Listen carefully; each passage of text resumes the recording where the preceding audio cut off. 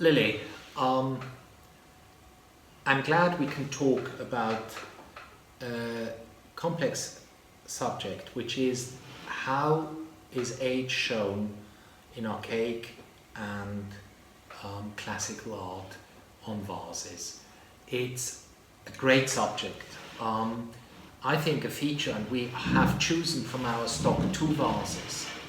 One is a black figure amphora of pseudopanathenaic form, shape, and one is a very slender amphora with the twisted handles from the red figure period by the Dinos painter.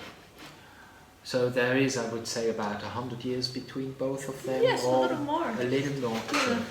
So here, if you allow me, we have a very interesting scene which you could please explain throughout Well, the sure. I mean, this is, I just think this is great fun here. So you can see it's a great big panel of reserve, and here you have 4 figures. Now, the most important ones is the central pair here, and you can see nothing about their musculature or bodies are really differentiating the characters much, except for their facial hair.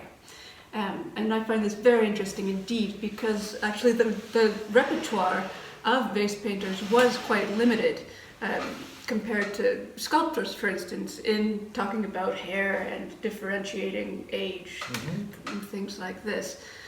So in fact, it's a pederastic scene.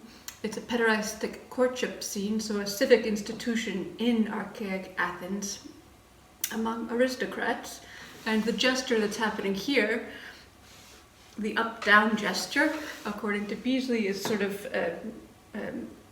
feeling out the youth, as it were, about approaching this relationship, this one between mature man and teenager. So it's gestures as it's markers. This gesture, yes. It's the gesture which is then represented on a vase, and the reader will understand it immediately, because Yes. it's a gesture how you interrelate between human beings, and it's very exquisite, because it shows that the youth is actually holding firmly the hand of the elderly man. By the way, elderly men are being shown with beards. It's a marker for age. The only one. The only one, so maybe I should cut my beard.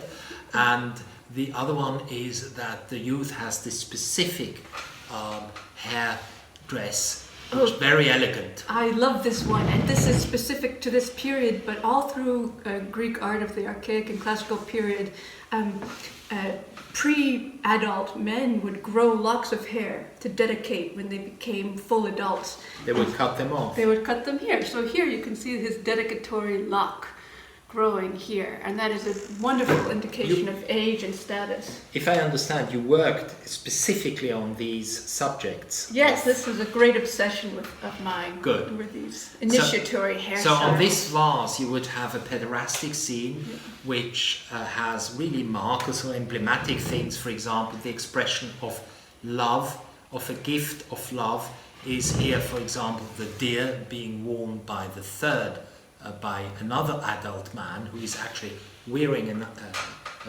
tiny deer, and the other one is walking away and watching it. So it's really a court scene, courting scene. Whereas on the other side we have a non-pederastic but scene of 2 horsemen, one frontally, which is not common at all to have this representation face to face with both helmeted cavalrymen. It's very interesting. Maybe it is also relating to the pederastic underlying tones in weaponry and armor within the soldiers or the high-end cavalry, because these are representatives of the hippies, the upper class. So we have here a very revealing vase for the upper crust in Athens, which was still not democratic at the period. Let's not forget that. It's an oligarchic, even aristocratic society, and we are not yet in the democracy. Whereas when you look at the other vase, a lot has happened since then in Athens. They had the Persian invasion, the city was burnt down, the Acropolis was burnt down, They had a lot of stress. Greece has a traumatic experience with the Persian invasion, afterwards with the plague, and afterwards during the time that vase was painted with the great Peloponnesian War. Right. So a lot has happened.